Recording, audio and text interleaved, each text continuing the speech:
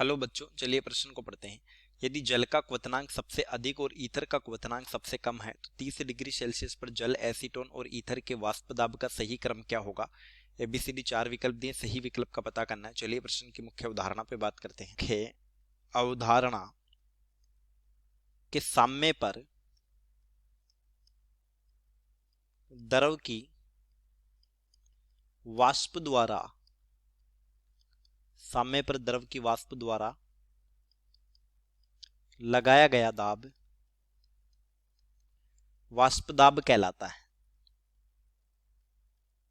वाष्प दाब कहलाता है।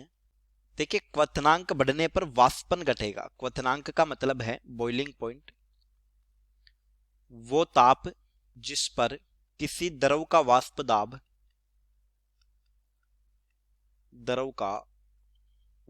दाब वायुमंडलीय दाब के बराबर हो। वायुमंडलीय दाब के बराबर हो, यानी एक रिक्वायर्ड टेम्परेचर है। अगर इसका मान बढ़ेगा, बॉइलिंग पॉइंट का मान बढ़ेगा, तो यौगिक का वाष्पन घटेगा।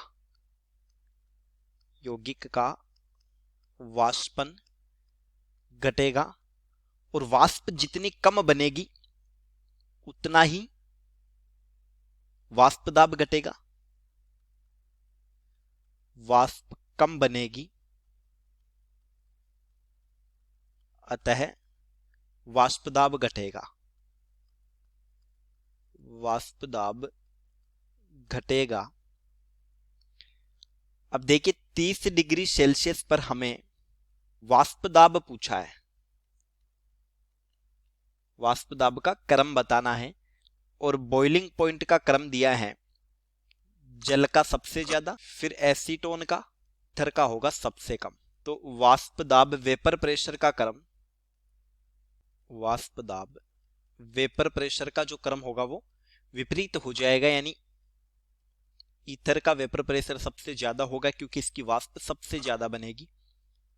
फिर एसीटोन और जल का सबसे कम हो जाएगा। तो देखिए, ईथर का सबसे ज्यादा, फिर एसीटोन और फिर जल का, तो उत्तर हो गया विकल्प बी। चलिए, उम्मीद करता हूं प्रश्न समझ आया होगा। धन्यवाद।